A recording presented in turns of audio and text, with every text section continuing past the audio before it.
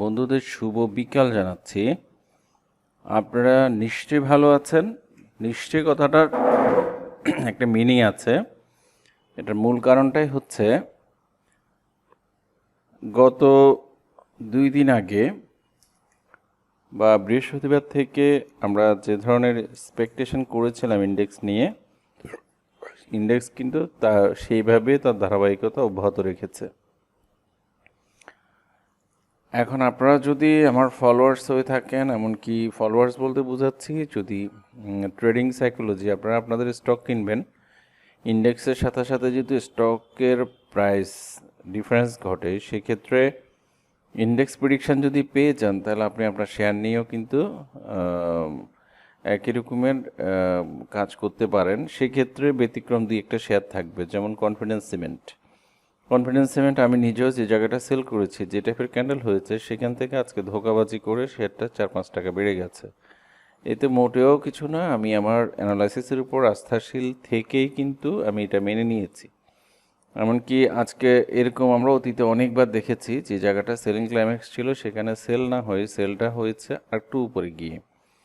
তো এগুলো হচ্ছে আমাদের গেমলারদের সাইকোলজি বা কিছু ব্যতিক্রম বলে অ্যানালাইসিস থাকে সেই টাইপের কিছু, অথবা এটা হতে পারে যে পয়েন্টসটা এত বেশি নমিনাল ছিল, আমি যে জায়গাটা ইন্ডিকেট করেছিলাম সেটা হয়তো আমার ধরতে অনেক বেশি অসুবিধা হয়েছে, সেটার কারণেও হতে পারে। তবে মার্কেট যেহেতু খারাপ ছিল, সবসময় খারাপ মার্কেট আমরা দেখতাম কনফিডেন্স সিমেন্ট একদম গড় করে পড়ে যেতে, কিন্তু আজকে এটা ব্যতিক্রম দেখেছি। কারণ হচ্ছে সেটা যে লেভেলে উঠে এসে দাঁড়িয়েছে, সেখান থেকে আর ব্যাক করাটা খুবই মুশকিল। তো যেটার কারণে কন্টিনিউশনটা অব্যাহত রেখেছে। আর সিমেন্ট সেক্টরে আগেও বলেছি, এখনও বলছি, হাইডেলবার্গ, কনফিডেন্স সিমেন্ট, লাফা সুরমা, এই শেয়ারগুলো ফান্ডামেন্টালি অনেক স্ট্রং। বাকিগুলো যে খারাপ আমি সেটা বলছি না, ফান্ডামেন্টালের সাথে আমি এগুলোকে টেকনিক্যালি মিলাই। টেকনিক্যাল মিলালে তখন যেরকম দেখা যায় সেরকম আমার কাছে মনে হয়েছে। তো এক্ষেত্রে আমার একটা কথা বলার আছে, আমরা গতকালকেও অনেক কম পয়েন্টস পড়তে দেখেছি। সেটা কত পয়েন্টস একটা মিলিয়ে নিই, 25.6, আর আজকে দেখছি মাত্র 17.1, মানে 17 পয়েন্টই বলা যায়। আর 5,786-তে আমাদের বাজারে এসছে। সবচেয়ে অবাক করার বিষয়, গতকালকে আমি কিছু কথা বলেছিলাম কেন পয়েন্টসগুলো পড়েনি, অনেক বেশি পড়েনি। আমরা 26 পয়েন্ট দেখলেও সেখানে 260 পয়েন্টের মতো দেখা গেছে বাজার। আজকেও কিন্তু আমি একই ব্যতিক্রমী কথা বলবো না।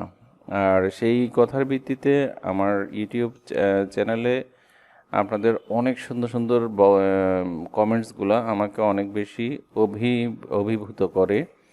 আর বিশেষ কিছু দু একটা কমেন্টস বাদ দিলে তাহলে আসলে সবারই আমি সুন্দর মনোভাব পেয়ে থাকি। তো কেউ কেউ বলে থাকেন যে হ্যাঁ আপনি বলছেন মার্কেট পড়ে যাবে, কিন্তু মার্কেট বেড়ে যাবে আগামী দিন, ওই জিনিস এভাবে বেড়ে যাবে। তো কথাগুলা বলেন, কিন্তু যৌক্তিকতা 100% মিলিয়ে নিতে পারে না। আমি আজকে আপনাদের কিছু কমেন্টস পড়ব, সেই কমেন্টসের ভিত্তিতে আমি মিলিয়ে নিব। তো এক্ষেত্রে আমার অসুবিধা নেই, আপনারা সবসময় কমেন্টস করবেন, সুন্দর সুন্দর কমেন্টস করবেন। আর যদি আমার অ্যানালাইসিসে ব্যতিক্রম থাকে সেই জিনিসগুলোও জানানোর চেষ্টা করবেন। তো এখন আমরা যেটা দেখতে পাচ্ছি, আজকেও 17 পয়েন্ট পড়েছে। সেখানে আমরা যদি বাজারের ভিতরে ঢুকি তাহলে দেখব 170 পয়েন্টের মতো অবস্থা। কারণ এখানেও দেখা যাচ্ছে বেশ কিছু ইন্ডেক্স মুভার শেয়ার যেগুলোকে পয়েন্টস ধরে রাখা হয়েছে। কারণ হচ্ছে বাজারের স্বাস্থ্যগত অবস্থা যদি আমরা দেখি, যেখানে গতকালকে 1,006 কোটি টাকা ট্রেড হয়েছে, আজকে সেখানে 700 কোটি টাকা, 726 না হয় নাই বললাম। আর 102টা শেয়ার অ্যাডভান্স, 258টা ডিক্লাইন। তাহলে আমরা বুঝতে পারি মার্কেট কত ধরনের, কত বাজে অবস্থা, কত খারাপ। তো সেক্ষেত্রে মর্নিংয়ে যখন দফায় দফায় পয়েন্টস বাড়ছিল, কখনো 30 পয়েন্টস, কখনো 20 পয়েন্টস, সবাই তো অনেক খুশি, মানে আজকে কমেন্টসে আমাকে সুন্দর সুন্দর কথা বলতে পারবে। তো সেই আশায় গুড়ে বালি, সেটাই ঘটেনি। সেটা ঘটারও কথা না, কারণ গতকালকে আমি কনফিডেন্টলি কথাটা বলেছিলাম। তো এই ক্ষেত্রে আমরা যেটা দেখতে পাচ্ছি সেটা চলুন আমরা সেটা দেখে নিই। আর তার আগে আমরা একটা জিনিস দেখি যে আমরা ব্র্যাক ব্যাংক সারা সকাল থেকে এটা বাড়তি ছিল, শেষের দিকে বিক্রয় চাপে এসে এটাকে আর ধরে রাখতে পারেনি, অল্প কিছু পড়েছে 70-80 পয়েন্টসের মতো। অলিম্পিক ভালো দাম বেড়েছে। জিপি সারা সকাল থেকে প্রাইস বাড়তি ছিল, পয়েন্টসগুলোকে ধরে রেখেছে। জিপি স্কোয়ার ফর্মা দিয়ে মেকানিজম করা অন্য শেয়ারগুলোকে আসলে হজম করিয়েছে সারাদিন। গতকালকেও যেটা দেখেছি আজকেও এদের ব্যতিক্রম ঘটেনি। হঠাৎ করে আমরা জিপিএইচ ইস্পাতকে হল্টেড হতে দেখলাম। এখন নিশ্চয়ই কোনো ফান্ডামেন্টাল নিউজ আছে কিনা এটা আসলে জানা নাই। আর আদার্স শেয়ারগুলো প্রতিদিন যে শেয়ারগুলোকে আমরা সিনারিতে দেখি সেই শেয়ারগুলো এখনও আছে। তবে দুঃখজনক হচ্ছে টেকনো ড্রাগ, এশিয়াটিক আর সিপ্রল এগুলা মারাত্মক টাইপের খারাপ করছে, এগুলো বাড়তে পারছে না। এটা কারণ হচ্ছে যেখান থেকে সুইং হওয়া দরকার একটা সুইং হয়ে গেছে। লাস্ট লো যে জায়গাটা ছিল ওই তিনটা নিয়ে আমি একটু সামনে বলবো। আর সোনালী পেপারে কথা বলি, সোনালী পেপার নিয়ে যে টাইপের আজকে অবস্থা দেখেছি, একটা 46-90 পর্যন্ত ছিল, যেখানে বামে হল্টেড ছিল সেখানে শেষ বিকেলে এসে ডাইনা হল্টেডের অবস্থা। তো কোন দিন কোন শেয়ার কোন দিকে কি করবে এটা বলা মুশকিল। যদি অ্যানালাইসিস দেখে আমরা যদি আমাদের হাতে থাকা শেয়ারগুলোকে পর্যবেক্ষণ করি তাহলে কিন্তু ব্যতিক্রম কিছু ঘটার কথা না। গতকালকে কমেন্টসে বা পরশুদিন এক ভাইকে দেখলাম, তার কত 1 কোটি টাকার শেয়ার সম্ভবত এরকম বলেছে, 30 লাখ টাকা লসে আছে। বাকি শেয়ারগুলো বেচে আমার সাজেস্টকৃত শেয়ারগুলো উনি ক্রয় করবেন। এখন মার্কেটের গত 3 দিন 4 দিনের যে সিনারিও, আমি যদি বৃহস্পতিবার আপনাকে কোনো শেয়ার সাজেস্ট করতাম আর সবগুলো বেচে আপনি 70 লাখ টাকা দিয়ে কিনতেন, তখন আপনার 5 লাখ টাকা মাইনাস থাকতো। তো অন্যের বুদ্ধিতে খুব বেশি চলবেন না, আর সেটা চললেও সেটা যেন দ্বিপাক্ষিক চুক্তিতে থাকে। আপনি কতটুকু কার পরামর্শ লাভবান হবেন সেটা সম্পূর্ণ নিজে বুঝে নিজেই করবেন। অন্যকে দিয়ে প্রভাবিত করে করানোটা যুক্তিগত আমি পাই না, যেহেতু এটা মানি মার্কেট। এখন চলুন আমরা ইন্ডেক্সের সিচুয়েশনটা দেখি। গতকালকে আমরা ইন্ডেক্সের যে টাইপের অবস্থা হবে চিন্তা করেছি সেটাই ঘটেছে। এখানে প্রতিদিনে দেখেন পরশুদিন যে হাইটা করেছিল রোববারে, আজকে তার থেকে একটু নিচে করেছে, আজকে তার চাইতেও নিচে করেছে। আর নিচে করে নিচের দিকেই আসলে ক্লোজ হচ্ছে। তাহলে এখন যেহেতু গতদিন প্রথম ক্যান্ডেলটাকে এনগালফ করেছিল, আজকে এই ক্যান্ডেলেরও মাঝামাঝি পর্যায়ে চলে আসছে। তাহলে আমরা এখানে একটা সম্ভাব্যতা খুঁজে বের করার চেষ্টা করি। আমরা মেজর সাপোর্ট জোন কিন্তু গতকালকে ড্র করেছিলাম 5715 কাছাকাছি, 10 থেকে 15 এইসব পয়েন্টসের কাছাকাছি। আর তাহলে কি ডেলি পড়বে? ডেলি কি এতটুকু পড়ার আসলে জায়গা আছে? গত 2 দিন আমরা যেরকম মার্কেট দেখছি সেরকম মার্কেটে এখন আর বড় ধরনের হয়তো পতন, এখানে যে বড় বড় ক্যান্ডেল দেখা যাচ্ছে এই টাইপের ক্যান্ডেল হবে না। ক্যান্ডেল অনেক উপর উঠবে, নিচে যাবে, বডি উইক থাকবে বেশি, বডি থাকবে অনেক কম। তো সেরকম কমের মধ্যে কিছু মেকানিজম করে ইন্ডেক্সকে ধরে রেখে শেয়ারকে আসলে হজম করা হবে। আমরা শেয়ারের চিত্র যদি দেখি তাহলে কিন্তু ক্যান্ডেলের রেডের বা গ্রিনের চিত্রগুলো অনেক লম্বা লম্বা। তো এই ক্ষেত্রে আমরা প্রতিদিনই পড়বে না, এখন কোত্থেকে একটা সাপোর্ট সম্ভাব্য পেতে পারে আগামী কি দিনই পাচ্ছে কিনা সেটা আমরা আরেকটা চার্টে দেখি। এটা হলো আওয়ারলি চার্ট। আওয়ারলি চার্ট দেখে যদিও অনেক কিছু বোঝা যায় না, তবে সংক্ষিপ্ত সময়ে 4 ঘন্টার মধ্যে কোন কোন ঘন্টায় কী ঘটনা ঘটছে সেগুলো পর্যবেক্ষণ করতে আমাদের জন্য সুবিধা হয়। তো এখানে প্রতিদিন যেহেতু 4টা ক্যান্ডেলের বৈশিষ্ট্য অনুসারে যতটুকু হওয়া উচিত অ্যাজ পার আওয়ারলি ক্যান্ডেল অনুসারে আমরা দেখতে পাচ্ছি আগামী দিন 5768 লেভেলে, মানে এখান থেকে প্রায় 8-10 পয়েন্ট মাত্র নিচে, 8-10 পয়েন্ট না, সরি 20 পয়েন্ট নিচে কিন্তু একটা সাপোর্ট আছে। মানে আগামী দিন শুরুতে যদি 20 পয়েন্ট পড়ে যায় তাহলে কিন্তু, বা যত পয়েন্টই পড়ুক, 5768-তে এসে ক্লোজ করতে পারলেই আমরা ধরে নিব যে আগামী দিন মার্কেট ঊর্ধ্বমুখী হয়ে যাবে। অথবা আগামী দিন এখানে গ্রিন ক্যান্ডেল তৈরি করতে পারে, ডোজি করতে পারে, ইনভার্টেড হ্যামার করতে পারে, মানে রিভার্সাল ক্যান্ডেল করতে পারলেই আমরা বাঁচি। তো তাহলে এখানে একটা সম্ভাব্যতা আছে, একটা সাপোর্ট।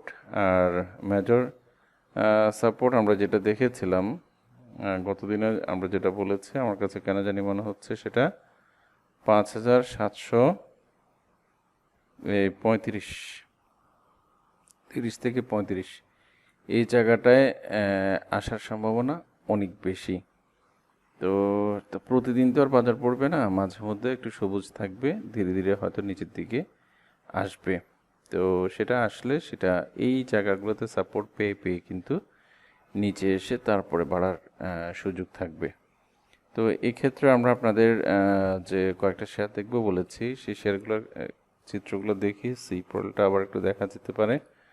গতকালকে আর গত 2-3 দিন ধরে যে ক্যান্ডেলগুলো করেছে, আজকে এত লম্বা পতন হবে এটা প্রত্যাশিত ছিল, কারণ ক্যান্ডেলগুলোর সাইজে কিন্তু এরকমই ছিল। তো সেটা অনুসারে পড়েছে। লোয়ার লো যেটা করেছে আজকে সর্ব মানে নিচে যেটা আসা উচিত ক্লোজিং অনুসারে সেটা এসেছে। তো যেহেতু লোয়ার লো করেছে, এখন এখান থেকে যদি বাড়তে পারে বাড়বে, আদারওয়াইজ অনেক নিচে চলে আসবে। অনেক নিচে কোথায় আসবে সেটা অ্যানালাইসিস না দেখে বলা যাবে না। তারপরে টেকনোড্রাগের কথা বলি। টেকনোড্রাগস আমরা যেভাবে বলেছিলাম সেভাবে কিন্তু একটা সুইং করে ফেলেছে। তো সে সুইং থেকে আবার যদি রিভার্স করতে হয় তাকে, তাহলে একটা কারেকশন দরকার আছে। তো সেই কারেকশনটা হচ্ছে, এখন আমাদের কথা হচ্ছে এটা সর্বলো 43 টাকা 20 পয়সা। এই লোটা যদি ভেঙে যায় তাহলে আমরা যে রিসেন্ট পিভট ড্র করেছিলাম সেই পিভট 78% থেকে বাড়বে, তাহলে কিন্তু 78% অনেক নিচে। তো সেই নিচে এসে যদি মার্কেট বাড়তে চায় তাহলে কিন্তু সবাই কিন্তু অনেক লসে পড়ে যাবে। সেটা সম্ভাব্য হচ্ছে 35-60-এ। এখন এই জায়গায় আসার আগে এখন মেজর সাপোর্ট যেটা 43 হচ্ছে, আমি আশা করছি সেখান থেকে সাপোর্ট ধরে ফেলবে। এই হচ্ছে টেকনোড্রাগ। আর এশিয়াটিক, এই শেয়ারগুলো পড়ছে কেন সেটার রিজন আছে। রিসেন্টলি আমাদের এসএসসি একটা কমিটি গঠন করেছে যে শেয়ারগুলো গেমলিং হয়েছিল অতীতে, যেমন হিরো, সাকিব সহ, সালমান এফ রহমান সহ যেসব শেয়ারগুলোতে ছিল, এই টাইপের শেয়ার বাছাই করে সেগুলোকে তদন্তের জন্য পাঠিয়েছে। সেই তদন্ত কমিটি শেয়ারগুলো দেখছে, এটার কারণে আসলে এই শেয়ারগুলোতে অস্থিরতা অনেক বেশি। কিন্তু পারতপক্ষে এই শেয়ারগুলো যখন গেমলিং হয় সেই সময়কালটা তো আমরা চিত্র দেখলে বলতে পারি।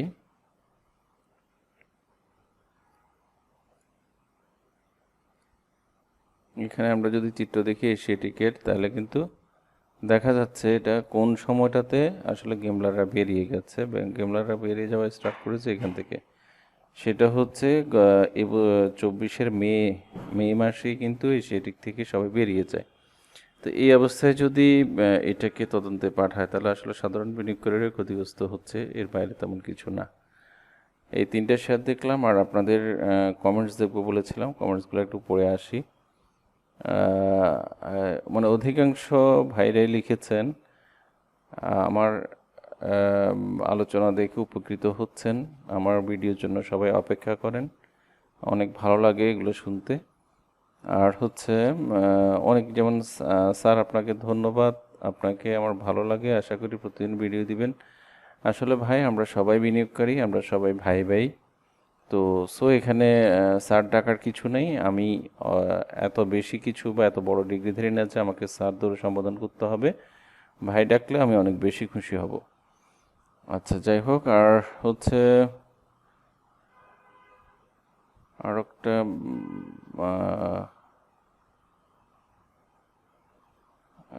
একটা আসলে ইয়ে পড়ার জন্য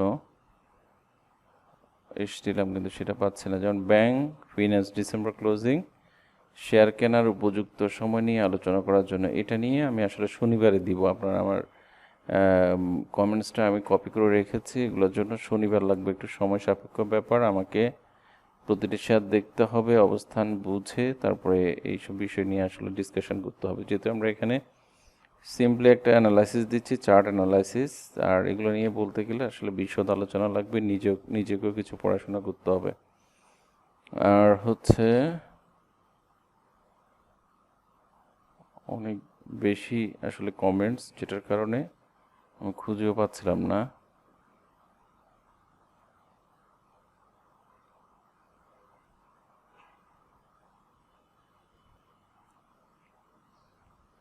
প্রভাতী ইন্স্যুরেন্স, সোনালী পেপার তো বেড়েছে।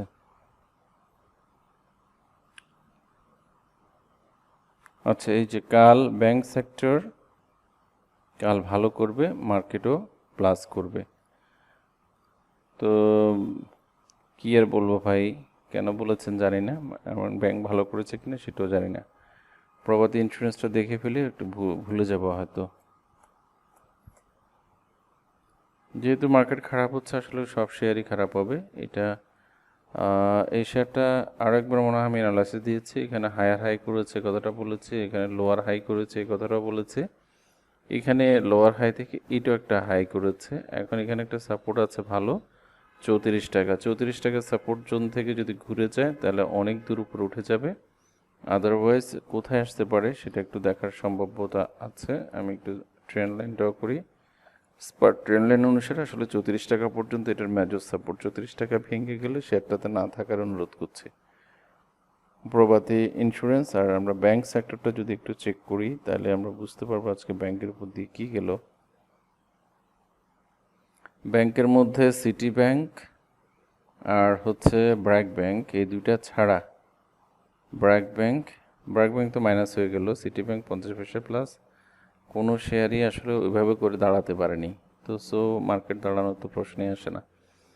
যাই হোক, আপনারা কমেন্টস করবেন, কমেন্টস করলেও একটু গঠনমূলক হলে ভালো হবে, যেটার যৌক্তিকতা থাকবে, যৌক্তিক ব্যাপারগুলো আলোচনা আনবেন। কমেন্টস 10 লাইন 20 লাইন হলেও কোনো সমস্যা নেই, সবাই পড়ে উপকৃত হবে। ধন্যবাদ, সবাই ভালো থাকবেন।